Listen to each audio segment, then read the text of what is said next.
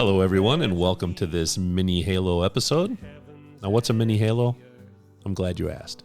A mini Halo or a mini Blue is a shorter, more direct episode than our usual Blue Halo episodes. Minis are around 5 to 10, maybe 15 minutes in length, and they're very specific regarding the topic. Now, there's a difference between the two. There's a difference between a mini Blue episode and a mini Halo episode. The mini Blues are more law enforcement or justice system related, whereas the mini Halo, you should probably be able to guess, are more biblical or religious in nature. I hope you enjoy them, and we'll share them along with our regular Blue Halo podcast episodes. Now, I came up with the idea for mini Blue and mini Halo episodes a few weeks ago when I said I was going to discuss the paradox of the stone during the episode devoted to tackling some of the tough religious questions. Do you remember? Questions like, does God exist? Or why does God allow evil in the world? Questions like those. Anyway, I promised I would get to the paradox of the stone dilemma, that being, can God create a stone so heavy he can't lift it? Which means, of course, on the surface, this puts God in a catch-22, that there are some things in this universe that even God can't do. Well, there are so many other topics to discuss on Blue Halo, and I was afraid I would never get back to this question that, well, I thought, why not make mini episodes when this issue arises? So that's what we're going to do. Today's mini Halo episode is about the paradox of the stone philosophy. A philosophy, if accurate, takes away God's omnipotence. Now, I don't know about you, but on the surface, I don't like the way that sounds. To me, God is omnipotent. He can do all things. But the paradox of the stone throws a monkey wrench into that belief. Or does it? Let's find out. Now, to start with, the paradox of the stone also goes by another name. And that name is the paradox of omnipotence. And maybe that name is more accurate because it's a more general concept than just being able to lift a heavy stone or not lift a heavy stone. Because in this sense, omnipotence means having unlimited power. But is there a limit to that power? And what I'm really talking about is God's power, of course. A limit to God's power. I was a little apprehensive about digging into this, I must tell you. To me, God does have unlimited power, like I said. But as you will see, it's a bit more complicated than that. So here we go. The paradox of the stone. Are there things God can't do? What does your gut tell you, by the way? Mine said no way.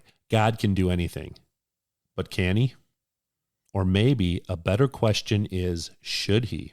Should he be able to do anything? Think about that. Should God be limited? So the point of the paradox of the stone is this. It provides an example of two tasks, doesn't it? Just two. God creates a stone he can't lift. That's one. And God lifts the stone he just created. That's two. The point, then, has to do with logic. Each task is logically possible, but it is logically impossible for one task to be performed right after the other. Sounds logical, right? It's one or the other. And the key word here is or. I said it's one or the other. Logically, that sounds correct. But is it? There's always a twist in life, right? We all know that. So could there be a twist here, a curveball, maybe a bombshell when it comes to the paradox of the stone and trying to pin down God in a contradiction? So let's find out. What would be the counter argument? Or what would be another way of looking at this paradox? Think about this. If God is omnipotent, meaning all-powerful, he can do anything, right? Then there would be no stone that he can't lift. Now stick with me here, okay? So if God is omnipotent, he also can create anything, or for that matter, not create anything. What does this mean? It means that maybe the paradox of the stone isn't disproving God's omnipotence. Maybe, just maybe, what's being disproved is the possibility of a stone like this existing in the first place. Makes you think, doesn't it? There's more. What about this? What if we are applying the wrong definition of omnipotence, that God can do anything? What if the correct way to define omnipotence, or better yet, what God can or cannot do, is to change that definition to be something like this? Here's the new definition. God can do anything that is possible according to his nature. So in other words, God created a universe that limits him, limits his own abilities. Now let me take that a step further. He limited his own abilities, okay? God limits his own abilities and did so on purpose. Why would he do that? I think there's a really good reason. There are things God can't do. I'm on board with that now. He can't make up down. He can't make 1 + 1 = 3. He can't make another being equivalent to himself. But more importantly, he has made a universe that limits his abilities when it comes to us. And he did it on purpose. God cannot lie to us. He can't break promises to us. He does what he says.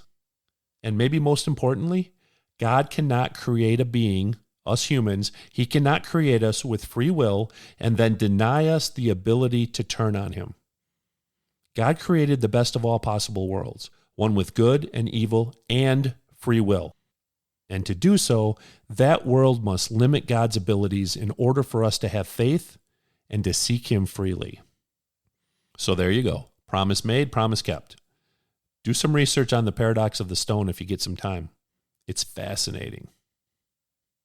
Thanks for listening to this mini Halo podcast, and stay tuned for the next installment of the Blue Halo podcast, where we will be discussing the Tytler cycle, among other topics, and how we have gone from appreciation to hatred in some aspects of our society.